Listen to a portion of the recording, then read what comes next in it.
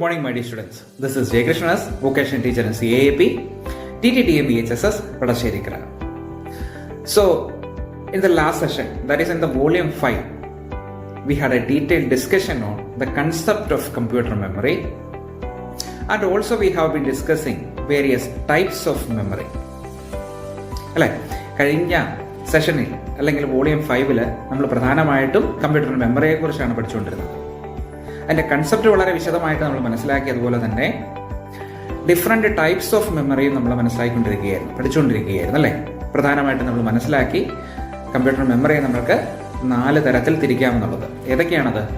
ഒന്ന് CPU register എന്നുള്ളത്, രണ്ടാമത്തേതോ cash memory, ശരി, മൂന്നാമത്തേത് പ്രൈമറി മെമ്മറി അഥവാ മെയിൻ മെമ്മറി. അതിൻ്റെ സബ് ഡിവിഷൻസ് നമ്മൾ വളരെ വിശദമായിട്ട് കണ്ടു കഴിഞ്ഞു അല്ലേ. So in this session we are going to discuss the secondary memory hierarchy, virtual memory, the difference between virtual memory and cache memory. So let us discuss the first topic, secondary memory. നമുക്ക് secondary മെമ്മറിയെ കുറിച്ച് പഠിക്കാം. അപ്പോൾ എന്താണ് secondary memory എന്നുള്ളതാണ്. നമുക്കറിയാം, നമ്മൾ പഠിച്ച എല്ലാ മെമ്മറികളും ഇന്റേണൽ മെമ്മറീസ് ആണ്. ഇന്റേണൽ മെമ്മറീസ് എന്ന് പറയുമ്പോൾ കമ്പ്യൂട്ടറിന് CPU-ന് അടുത്ത് തന്നെ അല്ലെങ്കിൽ CPU-ന് ഡയറക്റ്റ് ആക്സസ് ചെയ്യാവുന്ന മെമ്മറികളാണ് നമ്മൾ പഠിച്ച CPU രജിസ്റ്റേഴ്സ്, അതുപോലെ തന്നെ ക്യാഷ് മെമ്മറിയും പ്രൈമറി മെമ്മറിയും. ഈ ക്യാഷ് മെമ്മറിയും പ്രൈമറി മെമ്മറിയും CPU രജിസ്റ്റേഴ്സിനും കോമൺ ആയിട്ടുള്ള സവിശേഷതകൾ നമ്മൾ കണ്ടു അല്ലേ. All these internal memories are very fast, at the same time it is very expensive and volatile അല്ലേ. എന്താ പറയുക, എല്ലാ മെമ്മറികളും വളരെ ഫാസ്റ്റാണ്, പക്ഷേ വളരെ എക്സ്പെൻസീവുമാണ്, വോളട്ടൈലുമാണെന്ന് പറഞ്ഞു. ഇനി വോളട്ടൈൽ എന്ന് പറഞ്ഞാൽ എന്താണ്? When we switch off the computer or when power is of the data will be lost അല്ലെ. അപ്പൊ അതിലേക്ക് ഡയറക്റ്റ് ആയിട്ട് പവർ ചെന്നാൽ മാത്രമേ ആ മെമ്മറിയിൽ ഡാറ്റ ഹോൾഡ് ചെയ്ത് വെക്കാൻ സാധിക്കുകയുള്ളൂ. പവർ പോയി കഴിച്ചിട്ടുണ്ടെങ്കിൽ ആ മെമ്മറി ലോസ് ആകുകയും ചെയ്യും. അപ്പോൾ നമ്മൾക്ക് മനസ്സിലായി, കമ്പ്യൂട്ടർ എന്ന് പറയുന്ന ഇലക്ട്രോണിക് ഉപകരണം ധാരാളം ടാസ്കുകൾ ചെയ്യുന്നുണ്ട്. ഈ ടാസ്കുകളൊക്കെ, നമ്മൾ കൊടുക്കുന്ന ടാസ്കുകളൊക്കെ അതിന്റെ എൻഡ് റിസൾട്ട് പെർമനന്റ് ആയിട്ട് സിസ്റ്റത്തിലേക്ക് സ്റ്റോർ ചെയ്യേണ്ടതായിട്ടുണ്ട്. അപ്പോൾ കമ്പ്യൂട്ടറിൽ ചെയ്യുന്ന എല്ലാ വർക്കുകളുടെയും അല്ലെങ്കിൽ എല്ലാ ടാസ്കുകളുടെയും അല്ലെങ്കിൽ ഡാറ്റ പ്രോസസ്സിംഗ് വഴി ഉണ്ടാകുന്ന എല്ലാ എൻഡ് റിസൾട്ടുകളും പെർമനന്റ് ആയിട്ട് സ്റ്റോർ ചെയ്യുവാനായിട്ട് ഉപയോഗിക്കുന്ന മെമ്മറി യൂണിറ്റുകളാണ് സെക്കൻഡറി മെമ്മറി യൂണിറ്റുകൾ എന്ന് പറയുന്നത്. ഉദാഹരണത്തിന് ഒരു CD, കോമ്പാക്ട് ഡിസ്ക്, അതുപോലെ തന്നെ ഒരു പെൻ ഡ്രൈവ് അല്ലെങ്കിൽ ഫ്ലാഷ് ഡ്രൈവ്, ഹാർഡ് ഡിസ്ക്, ഇവയെല്ലാം തന്നെ സെക്കൻഡറി മെമ്മറി യൂണിറ്റിന് ഉദാഹരണമാണ്. സെക്കൻഡറി മെമ്മറി യൂണിറ്റിനെ നമ്മൾ ഓക്സിലറി മെമ്മറി യൂണിറ്റ് എന്നും കൂടെ വിളിക്കുന്നുണ്ട്. അതുപോലെ തന്നെ ഇവയുടെ പ്രത്യേകതകൾ നമ്മൾക്കൊന്ന് വിശകലനം ചെയ്യാം. The secondary memory unit is low cost and it has a very large storage capacity comparing to primary memory. ഇപ്പൊ പ്രൈമറി മെമ്മറിയെ സംബന്ധിച്ചാണെങ്കിൽ, അല്ലെങ്കിൽ നമ്മൾ പഠിച്ച CPU രജിസ്റ്റർ ആയിക്കോട്ടെ, ക്യാഷ് മെമ്മറി ആയിക്കോട്ടെ, ഇവയെ എല്ലാം വെച്ച് കമ്പയർ ചെയ്യുമ്പോൾ ഇതിന്റെ കോസ്റ്റ് വളരെ കുറവാണ് എന്ന് വേണം കരുതാനായിട്ട്. ബാക്കിയുള്ള മെമ്മറി അപേക്ഷിച്ച് നോക്കുമ്പോൾ സെക്കൻഡറി മെമ്മറിക്ക് വളരെയധികം കോസ്റ്റ് കുറവാണ്. അതുപോലെ it has large storage capacity. ബാക്കിയുള്ള എല്ലാ മെമ്മറിക്കും അതിന്റെ ഡാറ്റ ഹോൾഡിംഗ് കപ്പാസിറ്റി അല്ലെങ്കിൽ മെമ്മറി കപ്പാസിറ്റി വളരെ കുറവാണ് എന്ന് നമ്മൾ പഠിച്ചു. അത് ടെമ്പററി മെമ്മറികളാണ് എന്ന് നമ്മൾ മനസ്സിലാക്കി. പക്ഷേ സെക്കൻഡറി മെമ്മറിക്ക് അതിന്റെ സ്റ്റോറേജ് കപ്പാസിറ്റി വളരെ കൂടുതലാണ്. And data stored are permanent in nature. Data store ചെയ്യുന്നത് സ്ഥിരമായിട്ടായിരിക്കും. ഡാറ്റ ലോസ് ആകുന്ന നമ്മൾ ഡിലീറ്റ് ചെയ്യാതെ അല്ലെങ്കിൽ ഫോർമാറ്റ് ചെയ്യാതെ ഒരു കാരണവശാലും ആ മെമ്മറി ഡിസ്കിൽ നിന്ന് അല്ലെങ്കിൽ സെക്കൻഡറി മെമ്മറിയിൽ നിന്നും ഡാറ്റ ലോസ് ആകുന്നില്ല. പക്ഷേ ഇതിനൊരു ഡിഫക്റ്റ് പറയുമ്പോൾ it is operating speed is far slower than that of the primary memory. Primary മെമ്മറിയെ സംബന്ധിച്ച് പറയുകയാണ് എങ്കിൽ ഇതിന്റെ ഓപ്പറേറ്റിംഗ് സ്പീഡ് വളരെ കുറവാണ്. നമ്മൾ പഠിച്ചു, മെമ്മറി എന്ന് പറയുമ്പോൾ ഡാറ്റ സ്റ്റോർ ചെയ്ത് വെക്കുക മാത്രമല്ല, ഡിഫറെന്റ് യൂണിറ്റ്സിലേക്ക് വളരെ വേഗത്തിൽ മെമ്മറികൾ ഡാറ്റ ട്രാൻസ്ഫർ ചെയ്യുകയും കൂടെ ചെയ്യുന്നുണ്ട്. അപ്പോൾ ഇങ്ങനെ ഡാറ്റ ട്രാൻസ്ഫർ ചെയ്യുന്ന സ്പീഡ് അല്ലെങ്കിൽ ഡാറ്റ ആക്സസ് ചെയ്യുന്നതിനുള്ള സ്പീഡ്, അതിനെ ഓപ്പറേറ്റിംഗ് സ്പീഡ് എന്നാണ് പറയുന്നത്. ഈ ഓപ്പറേറ്റിംഗ് സ്പീഡ് ബാക്കിയുള്ള മെമ്മറികളെ അപേക്ഷിച്ച് സെക്കൻഡറി മെമ്മറിക്ക് വളരെ കുറവായിരിക്കും. ഇനി സെക്കൻഡറി മെമ്മറി യൂണിറ്റുകൾ പ്രധാനമായിട്ടും 2 ടെക്നോളജിയിലാണ് വർക്ക് ചെയ്യുന്നത്. രണ്ട് ടെക്നോളജി യൂസ് ചെയ്തിട്ടാണ് ഇവയൊക്കെ ബിൽഡ് ചെയ്തിരിക്കുന്നത്. So secondary memory storage devices build by magnetic or optical technology. ആ രണ്ട് ടെക്നോളജികളുടെ പേര് ഒന്ന് മാഗ്നറ്റിക് ടെക്നോളജിയും രണ്ട് ഒപ്റ്റിക്കൽ ടെക്നോളജിയുമാണ്. In short, the secondary memory units are the external data storage devices built by magnetic or optical technology. The secondary memory unit is low cost and it has large storage capacity and data stored are permanent in nature. But its operating speed is far slower than that of the primary memory. ഇനി secondary storage ഡിവൈസസിനെ നമ്മൾക്ക് എങ്ങനെയൊക്കെ categorise ചെയ്യാം അല്ലെങ്കിൽ തരംതിരിക്കാം എന്നുള്ള വിവരം നോക്കാം. So secondary storage ഡിവൈസിനെ അല്ലെങ്കിൽ സെക്കൻഡറി മെമ്മറിയെ നമുക്ക് പ്രധാനമായിട്ടും രണ്ടായിട്ട് തരംതിരിക്കാം. ഒന്ന് സീക്വൻഷ്യൽ ആക്സസ് ഡിവൈസസ്. ആ സീക്വൻഷ്യൽ ആക്സസ് ഡിവൈസിന് ഒരു ഉദാഹരണം പറയുകയാണെങ്കിൽ നമ്മളുടെ മാഗ്നറ്റിക് ടേപ്പ്, അതായത് നമ്മൾ കണ്ടിട്ടുണ്ടാവും കാസറ്റുകൾ, പണ്ട് കാലത്തെ കാസറ്റുകൾ നമ്മൾ കണ്ടിട്ടുണ്ടാവും. അതുപോലെ തന്നെ ഡയറക്റ്റ് ആക്സസ് ഡിവൈസസ്. ആ ഡയറക്റ്റ് ആക്സസ് ഡിവൈസുകൾ പ്രധാനമായിട്ടും രണ്ട് ടെക്നോളജിയിലാണ് നിർമ്മിച്ചിരിക്കുന്നത്. ഒന്ന് മാഗ്നറ്റിക് ഡിസ്കുകൾ എന്നുള്ള കാറ്റഗറിയാണ്. അതിൽ പ്രധാനമായിട്ടും ഫ്ലോപ്പി ഡിസ്കുകളും ഹാർഡ് ഡിസ്കുകളും ഒക്കെയാണ് വരുന്നത്. അതുപോലെ തന്നെ ഒപ്റ്റിക്കൽ ടെക്നോളജി യൂസ് ചെയ്തിട്ടുള്ള ഡിവൈസുകൾ പ്രധാനമായിട്ടും നമുക്കറിയാം CD-യും DVD-യും ബ്ലൂറേ ഡിസ്കുകളും ഒക്കെ ഒപ്റ്റിക്കൽ ടെക്നോളജി യൂസ് ചെയ്തിട്ടുള്ളവയാണ്. ഇനി ഒന്നുണ്ട് ഫ്ലാഷ് ഡ്രൈവുകൾ, പെൻ ഡ്രൈവുകളും ഒക്കെ.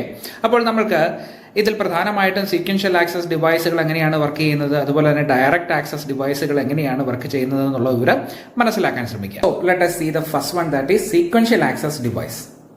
Sequence means serial. സീക്വൻസ് എന്ന് പറഞ്ഞാൽ സീരിയൽ എന്നുള്ളതാണ് അർത്ഥമാക്കുന്നത്. സീരിയൽ എന്ന് പറയാൻ നമുക്കറിയാം വൺ ആഫ്റ്റർ അനദർ, അല്ലെങ്കിൽ ഒന്ന് കഴിഞ്ഞ് രണ്ട്, രണ്ട് കഴിഞ്ഞ് മൂന്ന് എന്നിങ്ങനെ. സീക്വൻഷ്യൽ ആക്സസ് ഡിവൈസുകൾ മനസ്സിലാക്കുവാനായിട്ട് ഏറ്റവും നല്ല ഉദാഹരണം എന്ന് പറയുന്നത് നമ്മൾ പണ്ട് യൂസ് ചെയ്തുകൊണ്ടിരുന്ന ഓഡിയോ കാസറ്റുകളാണ്. ഓഡിയോ കാസറ്റുകളിൽ ഡാറ്റ സ്റ്റോർ ചെയ്ത് വെച്ചിരിക്കുന്നത്, അല്ലെങ്കിൽ സോങ് സ്റ്റോർ ചെയ്ത് വെച്ചിരിക്കുന്നത് ഒരു സോങ്ങിന് ശേഷം അടുത്തത് എന്നിങ്ങനെ. ഉദാഹരണത്തിന് 10 സോങ് ഒരു ഓഡിയോ കാസറ്റിലുണ്ട് എന്നിരിക്കട്ടെ. 10ാമത്തെ സോങ്ങിലേക്ക് ഡയറക്റ്റ് പോയി നിങ്ങൾക്ക് കേൾക്കുവാനായിട്ട് സാധിക്കുകയില്ല, അല്ലെങ്കിൽ ആ ഡാറ്റ യൂസ് ചെയ്യുവാനായിട്ട് സാധിക്കുകയില്ല. ഒന്നെങ്കിൽ 1 മുതൽ 9 വരെയുള്ള സോങ്ങുകളും ഫാസ്റ്റ് ഫോർവേഡിൽ പ്ലേ ചെയ്യിപ്പിച്ചതിന് ശേഷം മാത്രമേ നമ്മൾക്ക് 10ാമത്തെ സോങ് കേൾക്കുവാനായിട്ട് സാധിക്കുകയുള്ളൂ. ഇതുപോലെ തന്നെയാണ് ഇതേപോലെയുള്ള ഡിവൈസുകളിൽ ഇതിന്റെ സ്റ്റോറേജ് സർഫസ്, അല്ലെങ്കിൽ അതിന്റെ സ്റ്റോർ ചെയ്യുന്നതിനുള്ള പ്രതലം organized into unit of data called data blocks. Different data ബ്ലോക്സുകളായിട്ടാണ് ഓർഗനൈസ് ചെയ്തിരിക്കുന്നത്. ഇതിന്റെ സ്റ്റോറേജ് പ്രതലം organised into the storage surface is organised into unit of data called blocks. Different ബ്ലോക്സുകളായിട്ട് ഓർഗനൈസ് ചെയ്തിരിക്കുന്നു. Data blocks are stored one after another in a sequential manner on the tape ribbon. അപ്പൊ data ബ്ലോക്സുകൾ store ചെയ്തിരിക്കുന്നത് എങ്ങനെയാ? ഒന്നിനു ശേഷം അടുത്തത് എന്നുള്ള രീതിയിൽ ഒരു സീക്വൻഷ്യൽ മാനറിലാണ് ടേപ്പ് റിബണില് ഡാറ്റ ബ്ലോക്സുകൾ സ്റ്റോർ ചെയ്തു വെച്ചിരിക്കുന്നത്. Comparatively the sequential access devices are very slow. നമുക്കറിയാം, ഇതിൽ നിന്ന് ഒരു ഡാറ്റ എടുക്കണമെങ്കിൽ വളരെ സ്ലോയിലേ നമുക്ക് ഡാറ്റ എടുക്കുവാനായിട്ട് സാധിക്കുകയുള്ളൂ. വളരെ വേഗത്തിൽ നമുക്ക് ഡാറ്റ എടുക്കാൻ സാധിക്കുകയില്ല.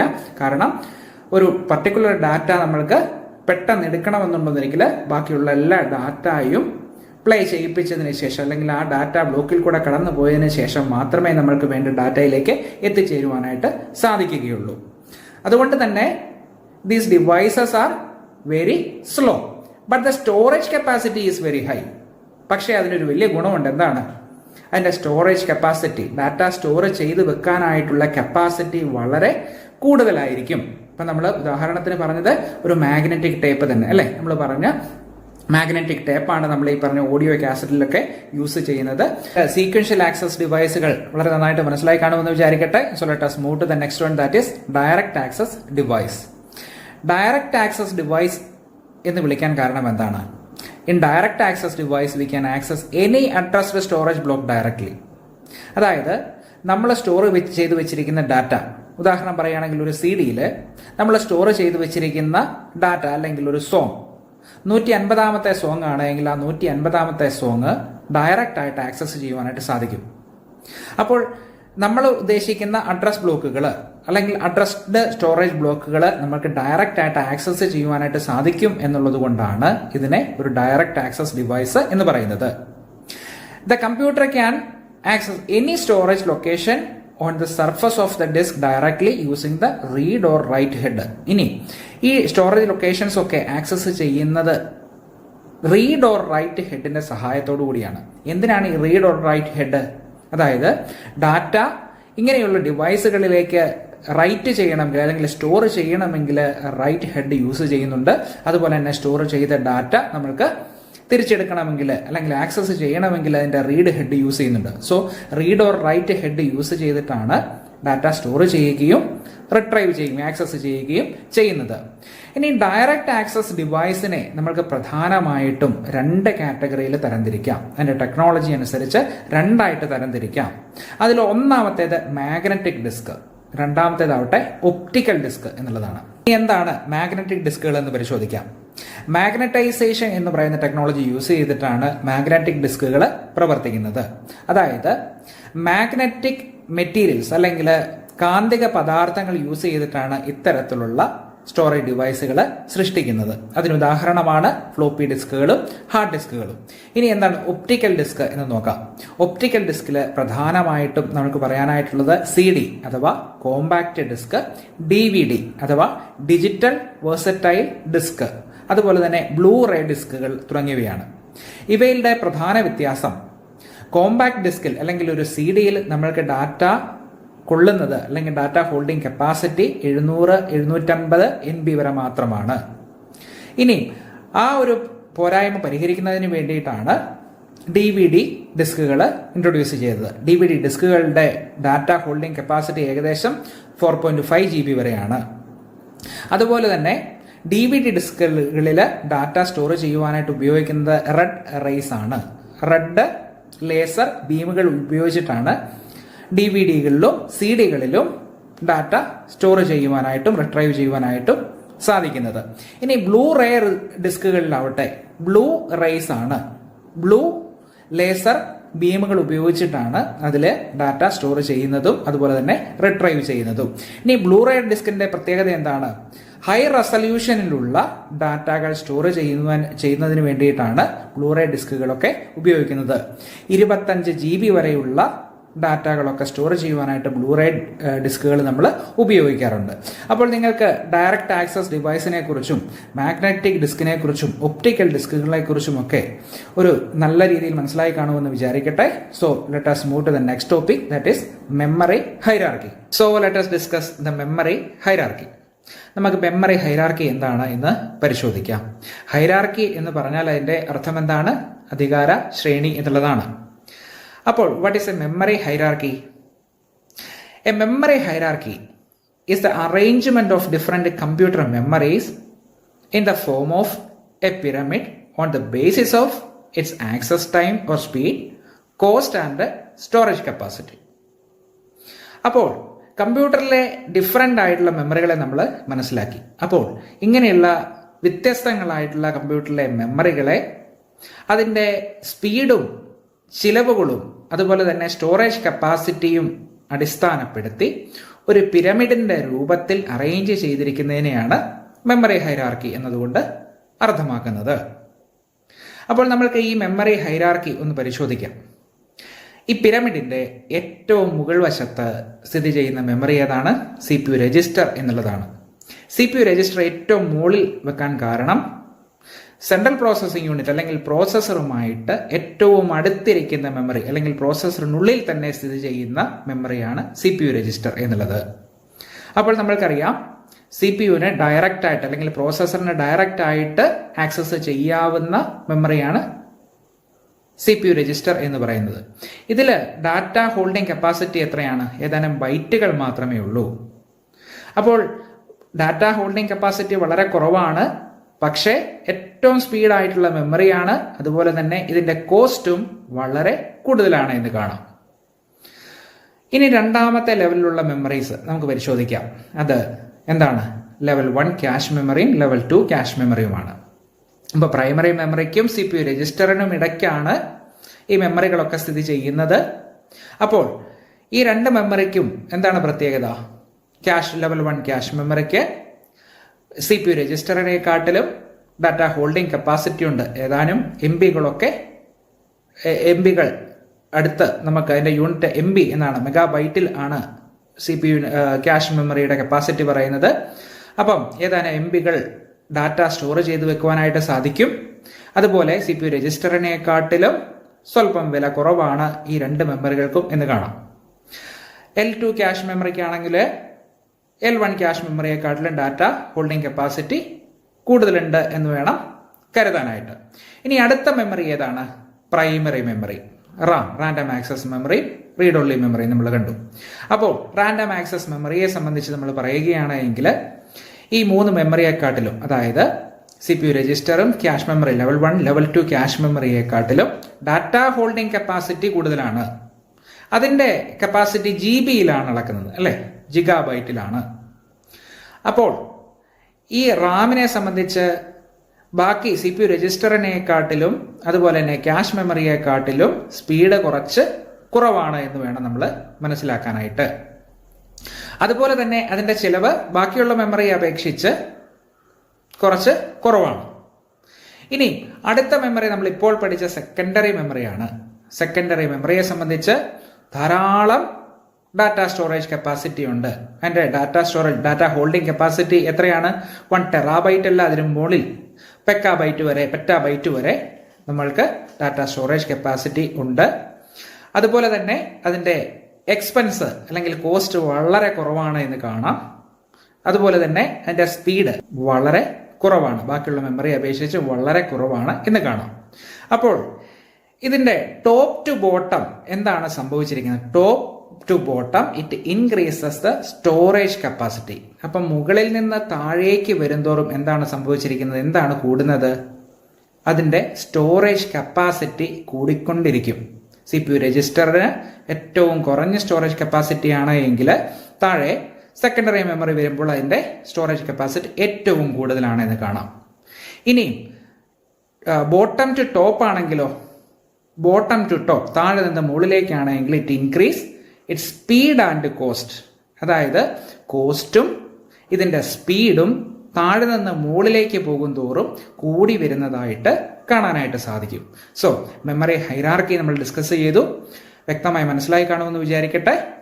So let us discuss with the next topic, that is the concept of cache memory and virtual memory.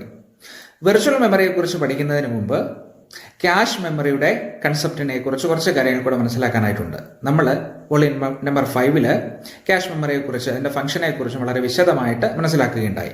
So what is a cache memory? Cache memory is a memory unit which will help to increase the accessing speed of CPU. അല്ലേ? അപ്പൊ CPUവിന്റെ ആക്സസിംഗ് speed വർദ്ധിപ്പിക്കുന്നതിന് വേണ്ടിയിട്ട് സഹായിക്കുന്ന memory യൂണിറ്റുകളാണ് cash memory എന്ന് പറയുന്നത്. ഇത് എവിടെയാണ് സ്ഥിതി ചെയ്യുന്നത്? CPU രജിസ്റ്റേഴ്സിനും പ്രൈമറി മെമ്മറിക്കും ഇടയിലായിട്ടാണ് ലെവൽ 1 ക്യാഷ് മെമ്മറിയും ലെവൽ 2 ക്യാഷ് മെമ്മറിയും സ്ഥിതി ചെയ്യുന്നത്. സോ ക്യാഷ് മെമ്മറിയുടെ കൺസെപ്റ്റ് മനസ്സിലാക്കുന്നതിന് വേണ്ടിയിട്ട് നമുക്കൊരു ചെറിയ ഉദാഹരണം പരിശോധിക്കാം. അതായത് നമ്മളുടെ വീടുകളിലേക്ക് സാധനങ്ങൾ മേടിക്കുന്നതെല്ലാം ഒരു മാസത്തേനാണ് എന്ന് വിചാരിക്കുക. അപ്പൊ വീടുകളിലേക്കുള്ള പലചരക്ക് സാധനങ്ങളെല്ലാം നമ്മൾ ഒരു മാസത്തേന് മേടിക്കുമ്പോൾ അത് ധാരാളം കാണും എന്ന് നമുക്കറിയാം. അപ്പോൾ ഇതെല്ലാം സൂക്ഷിക്കുന്നത് നമ്മുടെ കിച്ചന് വെളിയിൽ ഒരു സ്റ്റോറേജ് സ്പേസിലായിരിക്കും, അല്ലെങ്കിൽ സ്റ്റോർ റൂമിലായിരിക്കും. പക്ഷേ അന്നന്നത്തേന് വേണ്ടിയിട്ടുള്ള കാര്യങ്ങളെല്ലാം, എല്ലാ പദാർത്ഥങ്ങളും ചെറിയ ചെറിയ ടിന്നുകളിലാക്കി പാചകം ചെയ്യുന്നയാൾ എന്ത് ചെയ്യും? അവിടെ പാചകത്തിൽ അല്ലെങ്കിൽ അതിനടുത്തുള്ള വശങ്ങളിലായിട്ട് സൂക്ഷിച്ചു വെച്ചിരിക്കും. അതിന്റെ ഉപയോഗം എന്താണ്? നമുക്ക് പെട്ടെന്ന് ചെയ്യേണ്ട, റെഗുലറായിട്ട് ചെയ്യുന്ന പാചകങ്ങളെല്ലാം വളരെ എളുപ്പത്തിൽ ചെയ്യുവാനായിട്ട് സാധിക്കും. തൊട്ടടുത്ത സ്റ്റോർ റൂമിൽ പോയിട്ട് നമുക്ക് ഈ പദാർത്ഥങ്ങളൊന്നും എടുക്കേണ്ട, പകരം ഈ ചെറിയ ചെറിയ ഡിപ്പുകളിൽ നിന്ന് തന്നെ പെട്ടെന്ന് തന്നെ നമ്മൾക്ക് ഇവയൊക്കെ എടുത്തിട്ട് പ്രിപ്പയർ ചെയ്യാനായിട്ട് സാധിക്കും. സോ അപ്പോൾ നമ്മളുടെ പാചകം വളരെ എളുപ്പത്തിൽ നടക്കും. ഇതേ റോള് തന്നെയാണ്, ഈ ഡിപ്പുകളുടെ റോള് തന്നെയാണ് ക്യാഷ് മെമ്മറിയും ചെയ്യുന്നത്. CPUവിന് വേണ്ടിയിട്ടുള്ള അല്ലെങ്കിൽ CPU റെഗുലറായിട്ട് യൂസ് ചെയ്യുന്ന അല്ലെങ്കിൽ റെഗുലറായിട്ട് ചെയ്യുന്ന ജോബുകളുടെ എല്ലാ വിധത്തിലുള്ള റിക്വയർമെന്റ്സും അല്ലെങ്കിൽ രജിസ്ട്രികളും അതുപോലെ തന്നെ ഇൻസ്ട്രക്ഷൻസും ക്യാഷ് മെമ്മറിയിലാണ് സ്റ്റോർ ചെയ്ത് വെക്കുക. ആ ക്യാഷ് മെമ്മറിയിൽ നിന്ന് CPUവിന് അതേ ജോലികൾ വരുമ്പോൾ വളരെ പെട്ടെന്ന് തന്നെ ക്യാഷ് മെമ്മറിയിൽ നിന്ന് ആ ഇൻസ്ട്രക്ഷൻസ് സ്വീകരിക്കുവാനായിട്ട് സാധിക്കും. അല്ല എങ്കിൽ ക്യാഷ് മെമ്മറിക്ക് വളരെ എളുപ്പത്തിൽ തന്നെ CPUവിലേക്ക് ഡാറ്റകൾ കൊടുക്കുവാനായിട്ട് സാധിക്കുന്നു. അപ്പോൾ ഇതാണ് ക്യാഷ് മെമ്മറിയുടെ കൺസെപ്റ്റ്. അപ്പോൾ എന്താണ് ക്യാഷ് മെമ്മറി എന്ന് പറഞ്ഞാൽ? Cache memory is a memory unit which will help to increase the accessing speed of CPU. CPUവിന്റെ ആക്സസിങ് സ്പീഡ് ഇൻക്രീസ് ചെയ്യുന്നതിന് വേണ്ടിയിട്ടുള്ള ഒരു മെമ്മറി യൂണിറ്റ് ആണ് ക്യാഷ് മെമ്മറി എന്ന് പറയുന്നത്. And in cache memory recent used data is copied. അതായത് recent ആയിട്ട് അടുത്തിടെ ഉപയോഗിച്ചുകൊണ്ടിരിക്കുന്ന തരത്തിലുള്ള ആപ്ലിക്കേഷന്റെ ഡാറ്റകളും ഇൻസ്ട്രക്ഷൻസുമായിരിക്കും ഈ ക്യാഷ് മെമ്മറിയിൽ കോപ്പി ചെയ്യപ്പെടുക. ഇനി അതൊരു പുതിയ പ്രോഗ്രാം ആണെങ്കിലോ, whenever the program is ready to be executed, it is fetched from main memory and then copied to the cache memory. ഒരു പ്രോഗ്രാം നമ്മൾ എക്സിക്യൂട്ട് ചെയ്യുന്ന അവസരത്തിൽ എന്താ സംഭവിക്കുക? മെയിൻ മെമ്മറിയിൽ ഇരിക്കുന്ന ഡാറ്റ ക്യാഷ് മെമ്മറിയിലേക്ക് ട്രാൻസ്ഫർ ആകുന്നു. ക്യാഷ് മെമ്മറി എന്ത് ചെയ്യുന്നു? അത് ഡയറക്റ്റ് ആയിട്ട് CPU രജിസ്റ്ററിലേക്കും CPU രജിസ്റ്ററിൽ നിന്ന് മെമ്മറിയിലേക്കും അല്ലെങ്കിൽ പ്രോസസ്സറിലേക്ക് വളരെ എളുപ്പത്തിൽ തന്നെ ട്രാൻസ്ഫർ ചെയ്തു കൊടുക്കുന്നു. അല്ലെങ്കിൽ പ്രോസസ്സറിന് വളരെ എളുപ്പത്തിൽ തന്നെ ക്യാഷ് മെമ്മറിയിൽ നിന്ന് ഈ ഡാറ്റയൊക്കെ ആക്സസ് ചെയ്യുവാനായിട്ട് സാധിക്കുന്നു. But if it is copy is already present in the cache memory, then the program is directly executed. അപ്പൊ സ്ഥിരമായിട്ട് ഉപയോഗിക്കുന്ന പ്രോഗ്രാംസ് ഒക്കെ, അങ്ങനെയുള്ള പ്രോഗ്രാംസിന്റെ ഫയലുകളൊക്കെ ക്യാഷ് മെമ്മറിയിൽ സ്റ്റോർ ചെയ്യപ്പെട്ടിരിക്കും. അങ്ങനെ സ്റ്റോർ ചെയ്യപ്പെട്ടിരിക്കുന്ന ഈ പ്രോഗ്രാമിൽ നിന്ന് വീണ്ടും ആ ഒരു പ്രോഗ്രാം എക്സിക്യൂട്ട് ചെയ്യേണ്ട അവസ്ഥ വന്നിട്ടുണ്ടെങ്കിൽ CPU ഡയറക്റ്റ് ആയിട്ട് ഈ ക്യാഷ് മെമ്മറിയിൽ കോപ്പി ചെയ്യപ്പെട്ടിരിക്കുന്ന ഈ ഫയലിൽ നിന്ന് അല്ലെങ്കിൽ ഈ ഒരു ഡാറ്റയിൽ നിന്ന് ഇൻസ്ട്രക്ഷൻസ് സ്വീകരിക്കുകയും ആ ഒരു ടാസ്ക് പെട്ടെന്ന് തന്നെ എക്സിക്യൂട്ട് ചെയ്യുകയും ചെയ്യുന്നു. സോ ക്യാഷ് മെമ്മറിയുടെ കൺസെപ്റ്റും വർക്കിംഗ് ഫംഗ്ഷനും മനസ്സിലായി കാണും എന്ന് വിചാരിക്കട്ടെ. So let us discuss the concept of virtual memory. Virtual എന്നുള്ള വാക്കിന്റെ അർത്ഥം നിങ്ങൾക്കറിയാം, അത് യഥാർത്ഥമല്ലാത്തത് എന്നുള്ളതാണ്. അപ്പോൾ വിർച്വൽ മെമ്മറി എന്ന് പറയുന്നത് സാങ്കേതിക വിദ്യയുടെ സഹായത്തോടുകൂടി താൽക്കാലികമായിട്ട് അല്ലെങ്കിൽ ടെമ്പററി ആയിട്ട് ക്രിയേറ്റ് ചെയ്യപ്പെടുന്ന ഒരു മെമ്മറി എന്നാണ് അർത്ഥമാക്കുന്നത്. അപ്പോൾ ഈ വിർച്വൽ മെമ്മറിയുടെ കൺസെപ്റ്റ് നമുക്കൊരു ചെറിയ ഉദാഹരണത്തിൽ കൂടെ മനസ്സിലാക്കാനായിട്ട് ശ്രമിക്കാം. നിങ്ങൾ ഓരോരുത്തരുടെയും കയ്യിലിരിക്കുന്ന ഫോണിന്റെ റാൻഡം ആക്സസ് മെമ്മറിയുടെ കപ്പാസിറ്റി വ്യത്യാസമായിരിക്കും. അപ്പോൾ ഈ 1GB 2GB റാം ഉള്ള ഫോണുകളിൽ ചില ആപ്ലിക്കേഷൻസ് അല്ലെങ്കിൽ ഗെയിമുകളൊക്കെ നമ്മൾ ഇൻസ്റ്റാൾ ചെയ്ത് ഓപ്പൺ ചെയ്യുന്ന അവസരത്തിൽ അത് വർക്ക് ചെയ്യാത്ത ഒരു സിറ്റുവേഷൻ വന്നെന്നിരിക്കാം. അപ്പോൾ എന്താ ചെയ്യുക? ഈ റാമിന്റെ കപ്പാസിറ്റിയെക്കാളും കൂടുതൽ ഡാറ്റ അവിടെ ഉപയോഗിക്കേണ്ടതായിട്ട് വരുന്നു. അപ്പോൾ ഓട്ടോമാറ്റിക്കലി അതിന്റെ ഓപ്പറേറ്റിംഗ് സിസ്റ്റത്തിന്റെ സഹായത്തോടു കൂടി, അതായത് ആൻഡ്രോയിഡ് ഓപ്പറേറ്റിംഗ് സിസ്റ്റത്തിന്റെ സഹായത്തോടു കൂടി ആ ഒരു പ്രത്യേക പ്രോഗ്രാം എക്സിക്യൂട്ട് ചെയ്യുന്നതിന് വേണ്ടിയിട്ടുള്ള മെമ്മറി അതിന്റെ ഹാർഡ് ഡിസ്കിൽ നിന്ന് അല്ലെങ്കിൽ ഡിസ്ക് സ്പേസിൽ നിന്ന് ഓട്ടോമാറ്റിക്കലി ക്രിയേറ്റ് ചെയ്യപ്പെടുന്നു. ഇങ്ങനെ ക്രിയേറ്റ് ചെയ്യപ്പെടുന്ന മെമ്മറിയെയാണ് വിർച്വൽ മെമ്മറി എന്ന് പറയുന്നത്. ഈ വിർച്വൽ മെമ്മറിയുടെ സഹായത്തോടു കൂടി ആ ഒരു പ്രോഗ്രാം എക്സിക്യൂട്ട് ചെയ്യപ്പെടുന്നു. അപ്പോൾ ഇത് ഒരു വിർച്വൽ മെമ്മറി എന്ന് പറയുന്നത് ഒരിക്കലും ഒരു മെമ്മറി യൂണിറ്റ് അല്ല, നമ്മൾക്ക് ടച്ച് ചെയ്യാനായിട്ടോ കാണാനായിട്ടോ സാധിക്കുന്ന ഒന്നല്ല. പക്ഷേ സാങ്കേതിക വിദ്യയുടെ സഹായത്തോടു കൂടി ഒരു പർട്ടിക്കുലർ ടാസ്ക് എക്സിക്യൂട്ട് ചെയ്യുന്നതിന് വേണ്ടി മാത്രമായിട്ട് തൽക്കാലത്തേന് ക്രിയേറ്റ് ചെയ്യപ്പെടുന്ന ഒരു മെമ്മറിയാണ് വിർച്വൽ മെമ്മറി എന്ന് പറയുന്നത്. How we can say the concept of virtual memory? So virtual memory is a section of volatile memory created temporarily on the storage drive. അല്ലെ, സ്റ്റോറേജ് ഡ്രൈവില് ടെമ്പററി ആയിട്ട് create ചെയ്യപ്പെടുന്ന ഒരു വോളറ്റൈൽ മെമ്മറിയാണ് വിർച്വൽ മെമ്മറി എന്ന് പറയുന്നത്. Volatile memory എന്ന് പറഞ്ഞാൽ നമുക്കറിയാം, when power is switched off the data will be lost. അല്ലെ, അപ്പൊ പവർ അതിലേക്ക് കോൺസ്റ്റന്റ് ആയിട്ട് ചെന്നില്ല എന്നുണ്ടെന്നുണ്ടെങ്കിൽ നഷ്ടപ്പെട്ടു പോകുന്ന മെമ്മറിയാണ് നമ്മൾ വോളറ്റൈൽ മെമ്മറി എന്നുള്ളത് നമ്മൾ പഠിച്ചു കഴിഞ്ഞു. ഇനി it enables a computer to compensate the shortage of physical memory by transferring pages of data from RAM to disk storage. അപ്പോൾ റാൻഡം ആക്സസ് മെമ്മറിയിൽ ഷോർട്ടേജ് ഉണ്ടാകുന്ന അവസരത്തിൽ ആ ഷോർട്ടേജ് കോമ്പൻസേറ്റ് ചെയ്യുകയാണ് ഈ വിർച്വൽ മെമ്മറി ചെയ്യുന്നത്. എങ്ങനെയാണ് ചെയ്യുന്നത്? അത് അതിൻ്റെ പേജസുകൾ, അതായത് സ്ഥിരമായിട്ട് ഉപയോഗിക്കാതിരിക്കുന്ന അതിൻ്റെ ഡാറ്റ പേജസുകളൊക്കെ ഡിസ്ക് സ്റ്റോറേജിലേക്ക് താൽക്കാലികമായിട്ട് ട്രാൻസ്ഫർ ചെയ്തിട്ട് അവിടെ സ്പേസ് ക്രിയേറ്റ് ചെയ്യുകയാണ് ചെയ്യുന്നത്.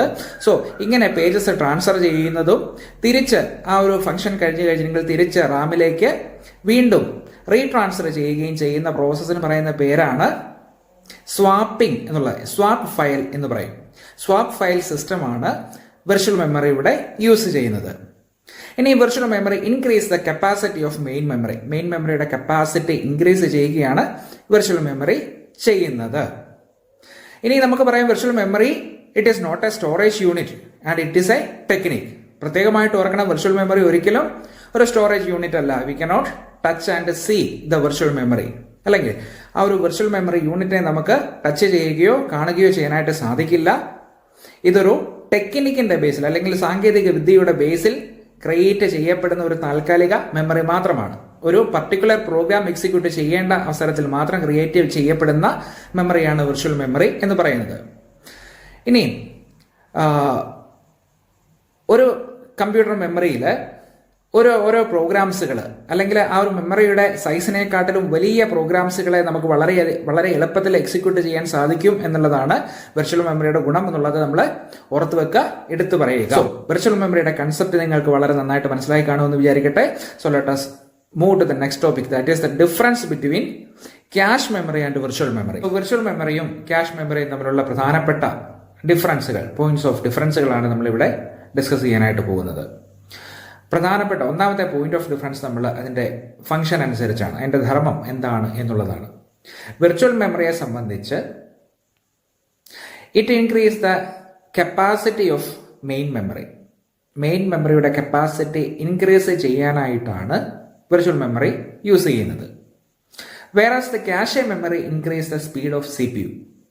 എന്നാൽ CPU-വിന്റെ പ്രവർത്തനങ്ങൾ വളരെ വേഗത്തിലാക്കുന്നതിന് വേണ്ടിയിട്ടാണ് ക്യാഷ് മെമ്മറി യൂസ് ചെയ്യുന്നത്. ഇനി മെമ്മറി യൂണിറ്റ് അല്ലെങ്കിൽ ടെക്നിക്ക് ആണോ എന്നുള്ളതാണ് രണ്ടാമത്തെ പോയിന്റ് ഓഫ് ഡിഫറൻസ്. അതിലെ മെമ്മറി യൂണിറ്റുകൾ അല്ലെങ്കിൽ ടെക്നിക്ക് ഇതിലേതാണ് യൂസ് ചെയ്യുന്നത് എന്നുള്ളതാണ്. വിർച്വൽ മെമ്മറിയെ സംബന്ധിച്ചിടത്തോളം ഇതൊരു ടെക്നിക്കാണ്. സാങ്കേതിക വിദ്യയുടെ അടിസ്ഥാനത്തിലാണ് അല്ലെങ്കിൽ സാങ്കേതിക വിദ്യയുടെ സഹായത്തോടു കൂടിയാണ് ഒരു വിർച്വൽ മെമ്മറി ക്രിയേറ്റഡ് ആവുന്നത്. ഒരു പർട്ടിക്കുലർ ടാസ്ക് ചെയ്യുന്നതിന് വേണ്ടിയിട്ടുള്ള വിർച്വൽ മെമ്മറി താൽക്കാലികമായിട്ടാണ് ക്രിയേറ്റഡ് ആകുന്നത്. ഒരു വോളറ്റൈൽ മെമ്മറി ആണെന്നുള്ളവരെ നമ്മൾ കണ്ടു കഴിഞ്ഞു. എന്നാൽ ക്യാഷ് മെമ്മറിയെ സംബന്ധിച്ചിടത്തോളം ക്യാഷ് മെമ്മറി ഒരു മെമ്മറി യൂണിറ്റ് തന്നെയാണ്.